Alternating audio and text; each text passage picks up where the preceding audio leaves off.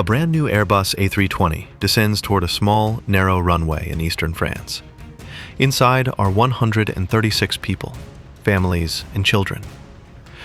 As the jet skims low, its margin above the trees shrinks to just 6 feet. The gear is down, the flaps extended, but the pilots have no intention of landing. What follows is a chain of compounding decisions involving thrust and altitude that will decide whether the aircraft escapes or not. This is the story of Air France Flight 296.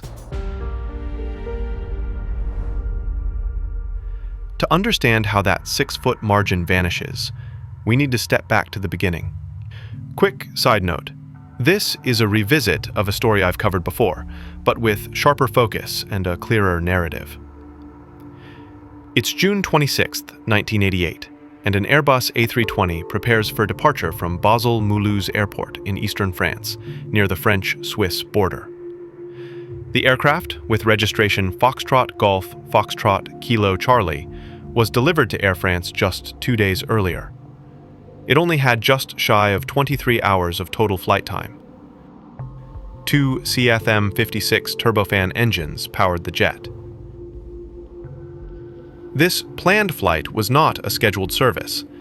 As part of a PR campaign for the A320's inaugural passenger service, Air France had filled the aircraft with a unique group of passengers: invited journalists, guests of a local flying club, and families with children. Earlier that day, the aircraft had flown in from Paris to pick up passengers. The rest of the plan was simple: 2 low passes over the Habsheim air show, and if time and weather allowed, a sightseeing run toward Mont Blanc. Speaking of weather, the local weather was suitable for demonstration. Winds light and variable, visibility greater than 10 kilometers, and scattered clouds well above the flight path. A total of 136 people settled in, including 2 flight crew, 4 cabin crew, and 130 passengers. Somewhat unusually, the flight crew consisted of 2 captains. In the left seat was Michel Asselineau, 44 years old, who was head of A320 training at Air France. He had over 10,000 flight hours, including 138 on the A320, and he held instructor ratings on multiple types. In the right seat was Pierre Mazière, with over 10,800 total hours, 44 of which were on the A320. Both were seasoned professionals, though their experience on this new aircraft type remained limited, given how new it was back in 1988. Mazière also held the rank of captain at Air France, but on this flight he was serving as first officer under Asselineau's command, and for clarity, I'll refer to him that way from here on.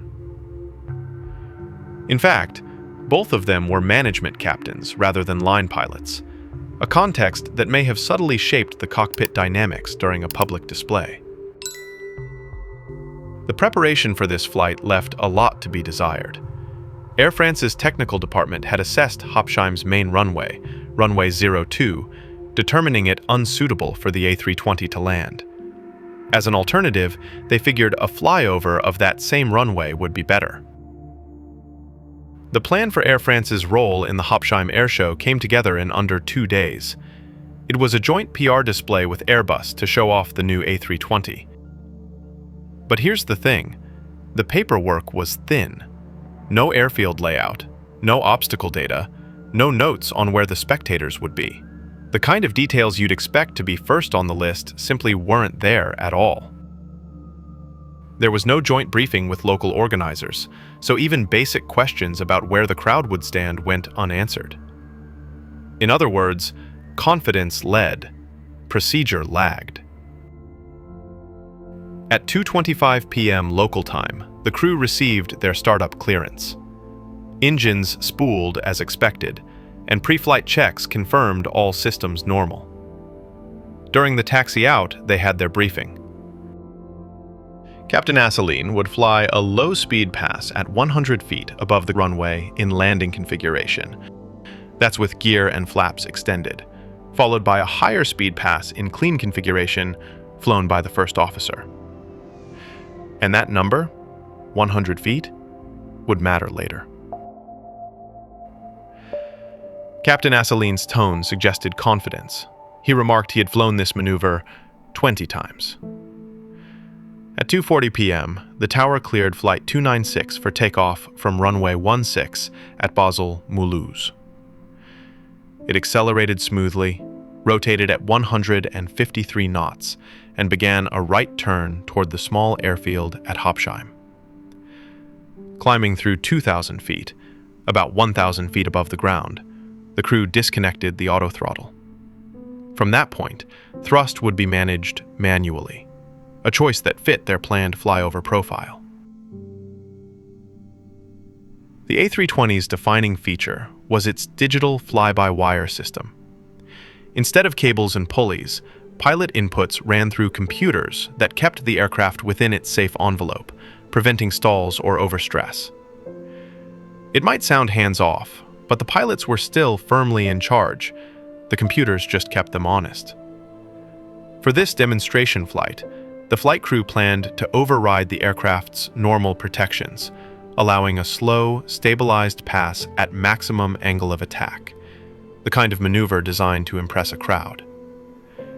It was a decision that disabled part of the A320's built-in safety net, a choice that would quietly shape what followed. In the cabin, passengers settled in. Many were probably chatting and peering out the windows, unaware of what was to come. Back in the cockpit, the pilots used a motorway to navigate visually. As they approached Habsheim, there was a moment of confusion trying to spot the airfield. It was small, not one where airliners normally operate, so it wasn't in the aircraft's navigation database. For a second, it looked like they might be lost, but finding small airfields by sight wasn't all that unusual for demonstration or training flights back then. By 2:44 p.m., the crew finally spotted the airfield, but they were only 5.5 nautical miles away. That left them with less time and space than usual to properly configure for the approach. It was still possible, but they now had to descend more steeply, which tightened their margin for error as they tried to line up. The crew began configuring the aircraft, landing gear down, flaps extended. Everything was happening faster than the crew probably realized. To add to their growing workload, Captain Asseline noticed that the spectators weren't by the expected asphalt runway 02 they'd briefed for, but gathered instead along the grass runway 34 right. So, at the last moment, he decided to switch and overfly that runway instead, a change he never mentioned to his first officer. In aviation, that's a breakdown in crew resource management, the shared awareness between pilots that's meant to catch small slips before they grow into bigger ones. It's fair to say that by this point, the captain's decisions were likely influenced by what psychologists call plan continuation bias, pressing on with the low pass even as conditions began to stack against them. From 2,000 feet, Flight 296 began its descent toward the grass runway at Habsheim. Engine thrust was brought back to idle, airspeed slowly bleeding away as altitude decreased. To those watching from below, it all looked steady, controlled, professional, in a way that suggested just another routine air display. Yet the risk was already set in motion. With automation dialed back, every knot of energy now depended on human judgment alone. Just beyond the runway, a line of trees, never briefed and still not mentioned in the cockpit. A higher, faster pass could have preserved room to recover. Instead, the captain's chosen profile of low and slow, gear down, flaps 3, silently drained away the one thing they were very soon going to need: energy. But while the first officer monitored and responded promptly to calls, he offered no challenge to the chosen profile. Both men were captains, highly experienced and confident in their abilities. And even though Asseline was head of A320 training at Air France, his authority clear in the cockpit, one question remains: why didn't the first officer speak up? At about 200 feet, a ground proximity warning sounded. The aircraft was now in a banking turn to align with runway 34 right, engines still at idle. At 100 feet, the first officer called out, "Okay, you're at 100 feet there. Watch, watch." But the descent continued even lower as they passed through their planned minimum altitude of 100 feet. The first officer spotted some obstacles in the distance. "Watch out for the pylons ahead," he warns. Yeah, don't worry," the captain replies. But neither of them seem to register the more immediate threat, the trees at the end of the runway. They were now in ground effect, a thin cushion of air giving deceptive lift that masked their dangerously low airspeed of 122 knots, an illusion the captain hadn't faced when practicing at higher altitudes. Pitch angle increased from 4 degrees nose up to between 6 and 7 degrees nose up. The A320's protections held the angle of attack within limits, but climb potential was disappearing fast. As they passed the crowd, the aircraft's speed had dropped dangerously low for an A320. A safety automation that could have intervened, had the captain not disabled it earlier, was the auto throttle, which would have automatically increased engine power to maintain a safe airspeed. At this point, physics, not software, set the limit. Meanwhile, the forest loomed beyond the runway's end. Yet the crew remained focused on stabilizing altitude over the grass. The descent continues. The captain levels at roughly 30 to 35 feet. Engines stay at idle. Seconds pass. All of a sudden, Captain Asaline finally spots the danger ahead, and he pushes the throttles to full takeoff go-around power and pulls back on his side stick. The pitch angle climbs to 14 degrees. In a cruel twist, the A320's sophisticated protection systems now worked against them. With the angle of attack already at its 15-degree limit and the airspeed perilously low, the Alpha protection system prevented the aircraft from pitching up any further to avoid a stall. For 5 agonizing seconds, the aircraft continued its low and slow trajectory towards the trees. The engine started spooling up, but CFM56 engines need a number of seconds to go from idle to full go-around thrust. The engines were working perfectly fine, but with no kinetic or potential energy to work with, they were simply out of time. At 2:45 p.m. and 39 seconds, the A320 struck the trees, tail first. Branches and leaves were ingested into the engines. The right wing was ripped off, spilling fuel that immediately caught fire. Incredibly, as the aircraft came to a stop in the forest, everyone on board had survived the initial impact. Evacuation from the burning aircraft began straight away. A forward door jammed against trees, the aft slide punctured, yet most passengers escaped through smoke and heat. A boy with a disability could not evacuate without assistance. A girl struggled with her seatbelt. A woman reached an exit, saw her, and turned back to help. All 3 were overcome by smoke and didn't make it out. There were 133 survivors. 3 people lost their lives. Initially, firefighters had difficulty getting near the crash site, but soon managed to fully extinguish the blaze.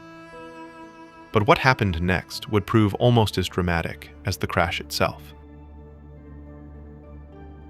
Once investigators stepped in, the story took a turn that would divide the aviation community for years. There were serious consequences for both the captain and the first officer. Their reputations would never fully recover. That 6-foot margin wasn't just a figure of speech.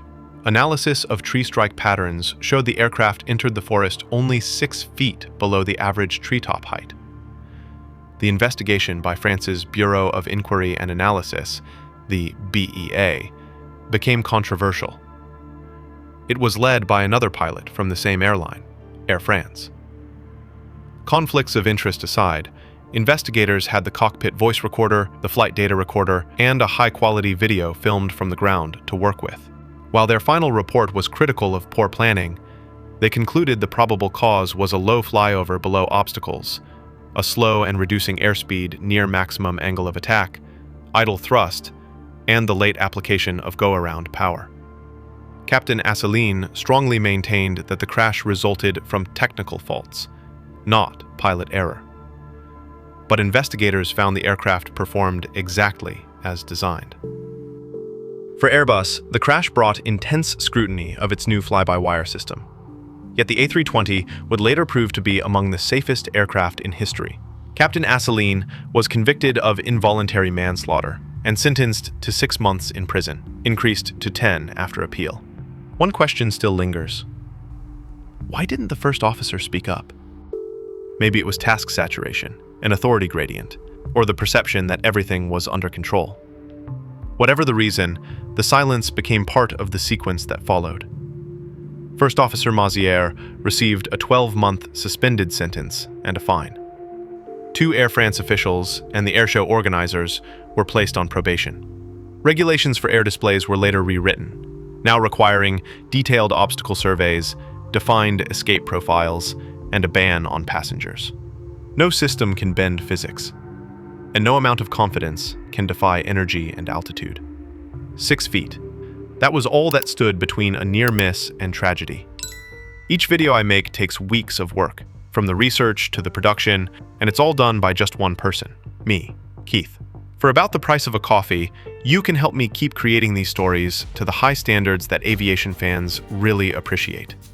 Supporters get early access and genuinely help the channel grow. The Patreon link's in the description.